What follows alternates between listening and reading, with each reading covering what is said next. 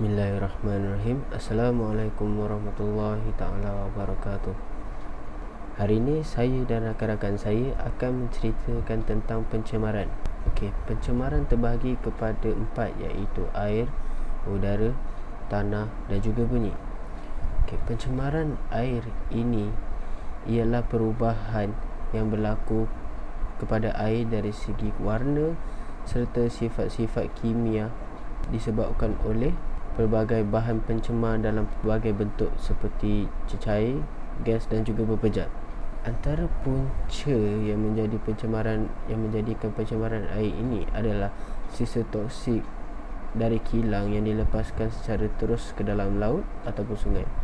Ini akan menyebabkan kualiti air akan merosot, juga akan mengancam nyawa hidupan air dan juga tumbuh-tumbuhan. Pembuangan sampah sarap juga antara punca kepada pencemaran air.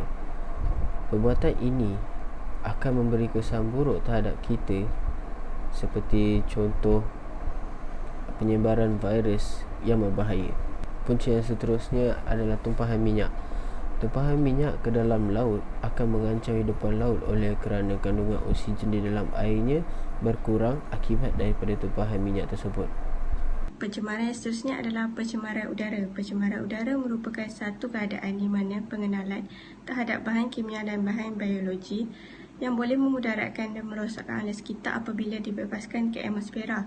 Contohnya sulfur dioksida, karbon dioksida dan sebagainya. Punca pencemaran udara adalah disebabkan oleh aktiviti pembangunan dan pengindustrian di mana terdapat industri yang melepaskan asap kotor kilang terus ke udara melalui cerobong asap kilang. Seterusnya, kenderaan bermotor seperti kereta, kapal terbang dan sebagainya yang memerlukan tenaga yang tinggi untuk bergerak dan melalui proses bahan api fosil untuk menghasilkannya. Akibatnya, terdapat karbon monoksida dan habuk terhasil. Punca pencemaran yang seterusnya adalah melalui aktiviti harian manusia di mana terdapat isi rumah yang menggunakan penyembuh aerosol yang mengandungi CFC boleh mencemarkan udara. Selain itu, pembakaran terbuka seperti tapak pelupasan sampah, pembakaran terbuka di hutan simpan dan sebagainya boleh mencemarkan udara. Punca yang seterusnya ialah pencemaran tanah. Apa itu pencemaran tanah? Pencemaran tanah disebabkan oleh bahan kimia, oleh aktiviti industri.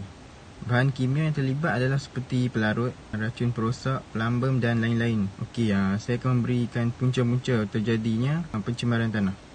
Yang pertama ialah pembuangan sampah sarap dan sisa kumbahan yang tidak terkawal oleh manusia ataupun aktiviti industri seperti kilang-kilang yang ada di Malaysia.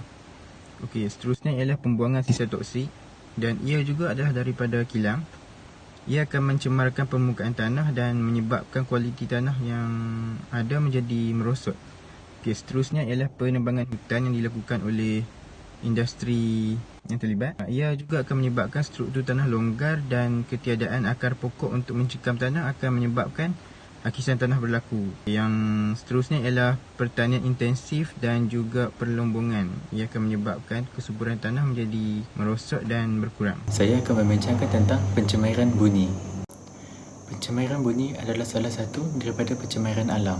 Jika pencemairan alam memberi impak kepada ekologi, ekosistem dan penghuni alam, maka pencemairan bunyi memberi kesan langsung kepada manusia. Sumber utama pencemairan bunyi bising boleh dibahagikan kepada 3, iaitu kebisingan daripada pengangkutan, kebisingan daripada industri dan pembinaan, kebisingan daripada manusia sendiri.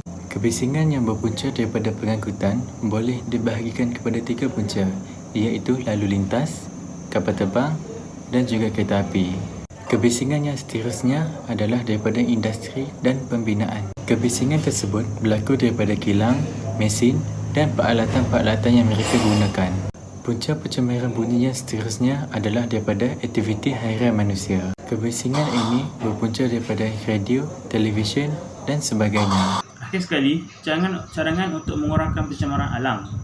Untuk mengurangkan pencemaran tanah, mestilah mengurangkan sikap membuang sampah merata. Lepas itu, mestilah menguruskan sisa toksik dengan betul, menanam semula pokok, mengurangkan pertanian dan juga mengurangkan proses perlombongan. Untuk mengurangkan pencemaran udara, sisa toksik kilang perlu diuruskan untuk dibuang di tempat yang betul.